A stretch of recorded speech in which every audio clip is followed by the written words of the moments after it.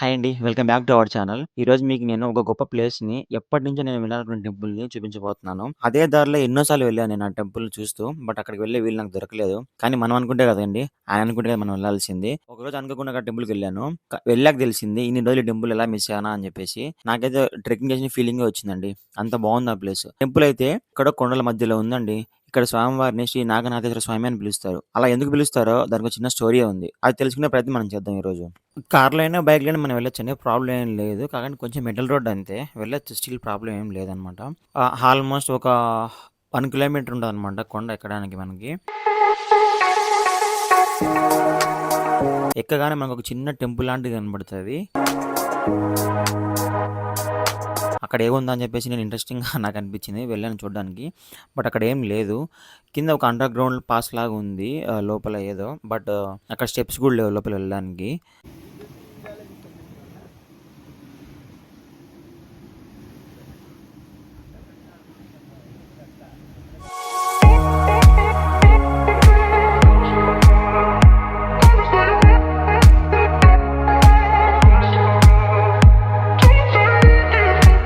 నుండి national highway కూడా కనపడుతుంటది.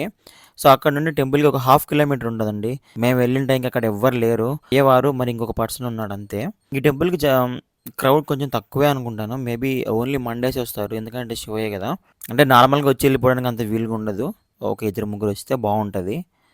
And ఆ స్టెప్స్ అవి ఎందుకు అలా కట్టారో వాటికి కూడా ఒక స్టోరీ ఉంది. అది కూడా మనం తెలుసుకుందాము.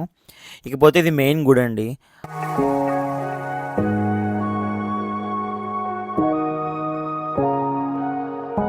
అండ్ ఇక్కడ స్వామివారు స్వయంభూగా వెలిసారు. కట్టిన గుడి టెంపుల్ కాదండి ఇది. కొండని అలాగ లోపల చెక్కేశారు మొత్తము ఆలయంలాగా. అండ్ ఇక్కడ ప్రత్యేకత ఏంటంటే స్వామివారికి జంధ్యం ధరించినట్టు ఉంటదండి. అది మన కళ్ళు కట్టినట్టు కనబడుతుంటది. చూస్తున్నారు గదా!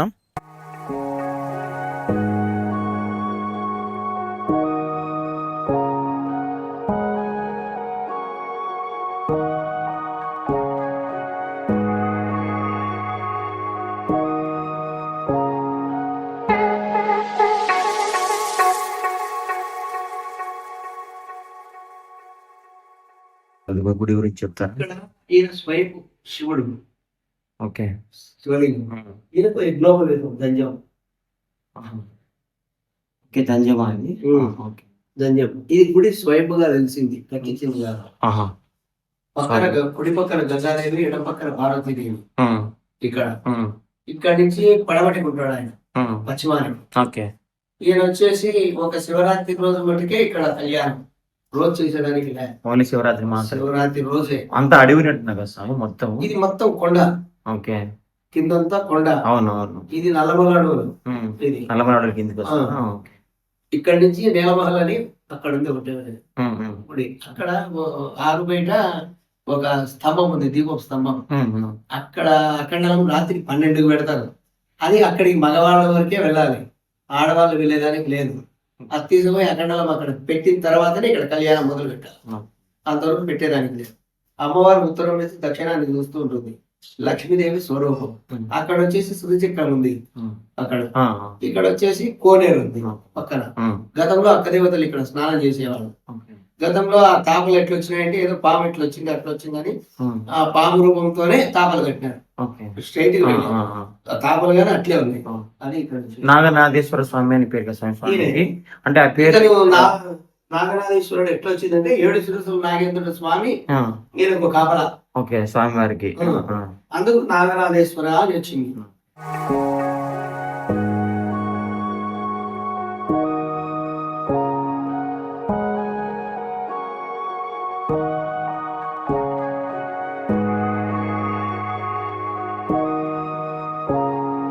నేను స్వామివారిని దర్శనం చేసుకున్నాక, అర్చన చేయించుకున్నాక, ఆ టెంపుల్ చూద్దామని చెప్పేసి బయటికెళ్ళాము. అక్కడ ఇంకా టెంపుల్ ఇంకా ఉందనమాట. పక్కన స్వామివారి లింగము, ఇంకా నాగేంద్రుడు స్వామి శిల్పాలు అవి ఉన్నాయి. సో, అక్కడ చూసేసి అక్కడి నుంచి స్టెప్స్‌కి దారుంది. ఆ స్టెప్స్ చూస్తుంటే నాకు నిజంగానే భయమేసింది. అంత నిశ్శబ్దంగా ఉంది. మేము వెళ్ళిన రోజు అక్కడ ఎవ్వరు లేరు కాబట్టి మాకు అలా అనిపించిందేమో తెలీదు. చాలా పీస్‌ఫుల్ ఉంది. బట్ అలాగే చాలా భయంకరంగా ఉంది ఆ స్టెప్స్ చూస్తుంటే. నేను కాస్త దూరం వెళ్లి నడిచాను. మళ్ళీ వెనక్కొచ్చేసాను.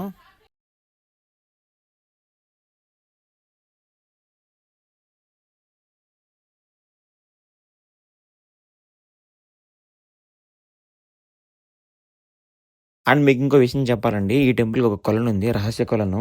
అది న్యాచురల్‌గా ఫార్మ్ అయిందండి. కట్టినట్టు కాదు. అంటే ఆ కొలను వాటర్ ఎప్పుడూ ఉంటదండి అక్కడ. పూర్వం ఇక్కడ ప్రజలు స్నానం చేసి స్వామివారిని పూజించేవారంట.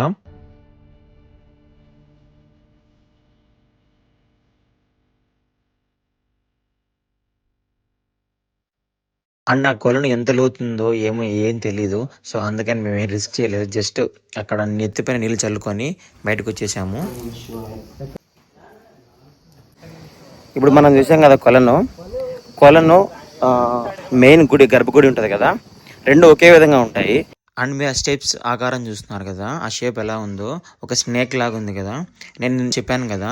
ఫస్ట్ స్వామివారిని ఒక నాగపాము ఆ కొండెక్కి దర్శనం చేసుకుందని. ఇదే ఆ దీపపు స్తంభము. ఇక్కడే కార్తీక మాసాల్లో దీపం పెడతారు. థ్యాంక్స్ అండి for watching. Please support us by subscribing and sharing our videos.